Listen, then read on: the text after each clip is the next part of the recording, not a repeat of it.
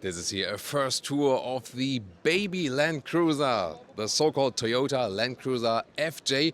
Stands for Freedom and Joy, and we're going to check out live on tape from the Tokyo Motor Show.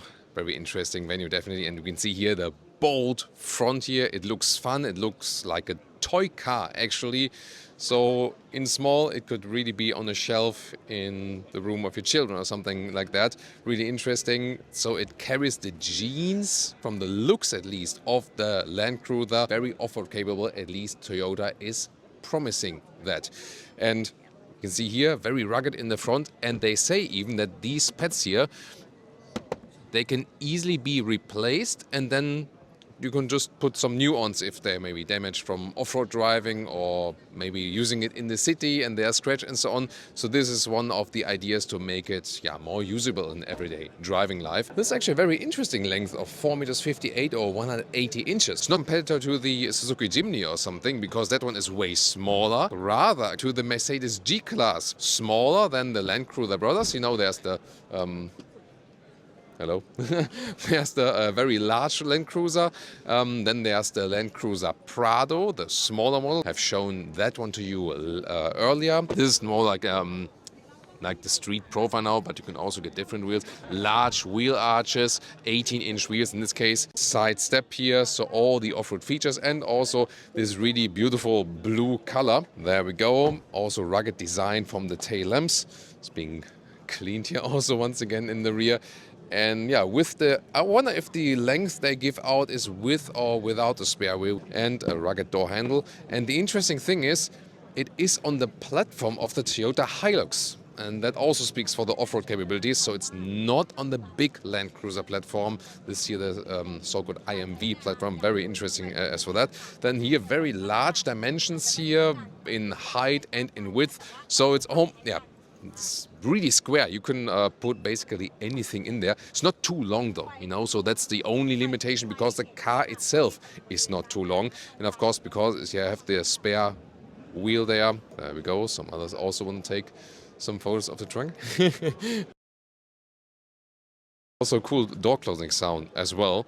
And once again, these rugged pads, they are not sure if it's this one or the outer part or both. And Toyota, as I said, is promising that you can easily replace them as well. The 2.7-liter four-cylinder engine, part-time all-wheel drive, it says, with 163 horsepower. So not too much power. But again, it should also be more affordable and also built together with the Toyota Hilux to bring the price down. That's why you maybe know that the Hilux is mainly built in Thailand. So let's take a look at the interior. Here inside of the doors, we have a structure, and top one is also soft touch actually here. That's astonishing for this segment. Here also, not too soft for your elbow though. Plastic handles here on the inside of the doors as well, and the lower part is all hard pack rugged. And now here, steering wheel and cockpit and so on. Here, first of all, the Land Cruiser look also for the steering wheel here with the real physical dials and so on. And it's a right-hand drive model, of course, for Japan. Also, it also would be for the UK. And here, digital instruments in there. Round vents here, round air vents to control here, open and close. A little bit like that. Then seats, I don't know about the material choices yet. In this case, the black trim. We have to give you more information as soon as we have it. Then we also have electric controls here, up and down in the front and back. There we go.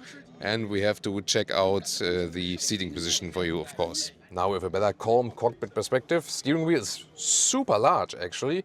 Up and down, in and out. So it's also adjustable. There we go. And the electric seat control. And I'm looking forward to how much space I will have there in the rear. Then the screen is not finalized yet. We know that I usually take the nighttime view, that it's dark and it's not that bright, but a really wide screen. Here the automatic shifting lever here, also with this off-road rugged look definitely. And here we have the off-road controls, hill descent control. Then here the all-wheel drive mode, H2, rear-wheel drive mode, L4, the gear reduction, and also rear differential lock. So all the off-road features are there. Then we have USB-C charger, physical dial for the volume control, and also real climate units, not on at the moment, but here you can adjust them also. There we go. So you can also adjust them manual, the climate unit. So important for me to have it. Is a basic rugged impression here, but some deals are really nice. Also, once again, the soft leatherette here on the dashboard, for example. Softbox is not dampened, so this is more basic. So you see a little bit of mix, you know, some things more basic Hilux quality, so to speak, but then also elements that are really inspired from the bigger Land Cruisers. And then here, a lot of space underneath here with another USB-C chargers and a classic manual handbrake. This, by the way, also just falls down, and here the cup holders, they are not adaptive, so rather basic as well. And here, sunrise, let's say, oh, they are large. Look at that. Super large. Go down and also to the side. This really covers a lot. And the headroom here, well, it's a very high car. And there we go. We have a lot of headroom here. And now here in the rear, let's take a look. I have some headroom left with 189/602, but when the seat is in my driving position, you can see there's not really legroom left. It could fit directly, but that's about it actually. But this is also why this is the smaller version. This, by the way, also the movable bench. This is all the way backward, but you can also move the bench forward like this. Yeah, with one hand a little bit tricky, but that way you can get more legroom or also more trunk length, and you can also fold the bench right here. So there we go, then you can have more trunk length, of course, then you have this large step here. So pretty much flexible. It's definitely a fun machine. If you are now interested in the Land Cruiser FJ, first of all, what does it stand for? Freedom and joy, this FJ. Yeah, but it's not available in all markets. It's rather thought for the Asian markets, Middle Eastern markets and Latin America. So we haven't heard any plans yet that it comes to Europe or Northern America. Although, I mean, design-wise, a lot of people would fancy that. And we know that the Suzuki Jimny, for example, had great sales figures and so on. But that one, again, as I said, way smaller than this one. And you might also have already read that somewhere. Even the German premium manufacturers are looking at this very segment. So Mercedes wants to launch a smaller G-Class, although the G-Class isn't really a big G-Class, you know, but they want to launch an even smaller G-Class, so smaller than this. And also BMW is looking into the G-Class segment. So on the one hand, you might say, yeah, I mean, off-road vehicles are something of the past. More and more manufacturers say like, hey, people maybe want something where they can use it both on and off-road. So tell me, if you would fancy one in your country, and what would you use it for? Would you just buy it for the looks only because it's cool? Or would you really try to use it off-road? And tell me what you think about the Land Cruiser FJ.